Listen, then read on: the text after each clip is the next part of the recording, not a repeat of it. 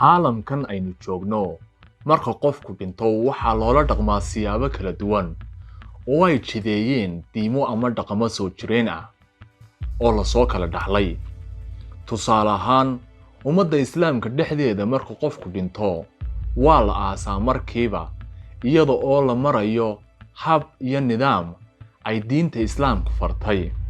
Sidoo kalena diimaha kale ee ahlul kitaabka ah ayaa iyadana la sameeyaa si aan sidaa ka fogeyn iyadoo qofka la aasayo. Halka dadka Hinduuga ahi ay meydka gubaan marka uu dhinto.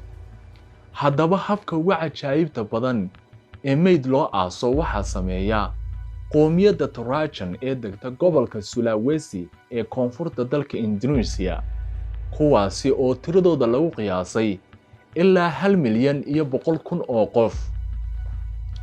Qofka qoomiyadan ka mid ah ee dhinta isla markiiba lama aaso. Meydka ayaa la mariyaa falgalayaal si aanu u qurmin. Intaa kadibna waxaa la dhigayaa qol ka mid ah guriga uu qofku ka dhintay, iyadoo loola dhaqmayo sidii qof xanuunsanaya. Meydka ayaa qolka ooli kara bilo ama sanado, waxaana loo haynayaa sidii qof xanuunsanaya. Waa la daryeelayaa, timaha ayaa loo feedhayaa. Saddexda waqtina cunto ayaa la soo garab dhigayaa inkastoo aanu cunaynin. Waa lala baryayaa oo waa lagu sasabayaa. Qofka si naxariis leh ayaa loola hadlayaa iyagoo aaminsan inuu maqlayo. Meydka ayaa la soo saaraa maalmaha munaasabadaha iyadoo inta dhar qurux badan loo soo xidho, la socodsiinayo ama la soo fadhiisinayo masraxyada. Waxaana dhacda in marar badan la arko dad sanadooyin ka hor dhintay oo ka qayb galaya xafladaha iyo munaasabadaha. Waxay aaminsan yihiin in qofku marka uu dhinto ka bacdi oo intay doonaan la sii joogi karo, lamana aaminayo in qofku dhintay ilaa oo aaskama dambays loo sameeyo. Taasi oo ku xidhan xilliga ay qoyskiisu go'aansadaan inay qofka aasaan. Ma laha waqti go'an, sanado badan ayay haysan karaan aasaan.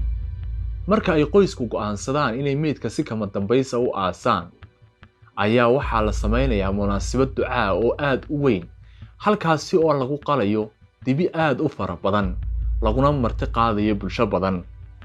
Waxay aaminsan yihiin in qofku marka la aaso uu isla markiiba dunida dib uga soo dhalanayo, iyadoo naftiisa la gelinayo qof kale oo soo dhalanaya. Kolbana inta ay leeg tahay ducada loo qabto aaskiisa iyo tirada xoolaha lagu qalo ayaa go'aamin doona muddada qofka ifka dib ugu soo laabanayo. Tusaale ahaan, haddii xoolaha la qalay ay yaraayeen, dib u dhalashadiisa ayaa raagi doonta. Taa ka soo horjeedkeedana, haddii xoolaha la qalay ay badnaayeen, horay ayuu ifka ugu soo laaban doonaa. Sidoo kale qofku inuu horay dib ugu soo noqdo waxaa ka kaalmayn karta haddii uu markii hore taajir ahaa iyo haddii uu ahaan jiray qof wanaagsan oo dadka caawiya. Waxayna labadan qodob go'aamin doonaan inuu qofku si dhaqso ah dunida ugu soo noqdo. Waxa kaloo ay rumaysan yihiin in kadib marka uu qofku dib u soo dhasho uu aqoonsanayo qoyskiisa, laakiin aanu la xidhiidhi karayn oo sheeda inuu ka eeganayo. Arrinta kale ee la yaabka leh ayaa ah in qof kasta marka la aaso loo sameeyo taallo loox laga qoray oo ay bineeyaan farsamayaqaano, kuwaasi oo qofkiiba ka qaada ilaa $1,000 oo lacagta Maraykanka. Maadaama oo ay aad u badan tahay kharashka ku baxa aaska dadka ka dhinta qoomiyadan, waxaa dhacda in qoysas badani ay awoodi waayaan lacagta kumanaanka dollar ah ee ku baxda ducada iyo taallada qofka loo sameynayo. Taasi oo sababi karta in qoysaska aan kharashaadka badan haysan ay muddo dheer meydka haystaan si ay u sugaan bal inay lacag soo gasho, ama ay u dadaalaan inay u shaqeeyaan sidii meydka ay u aasi lahaayeen oo ay duco fiican iyo taallo fiican ugu sameyn lahaayeen.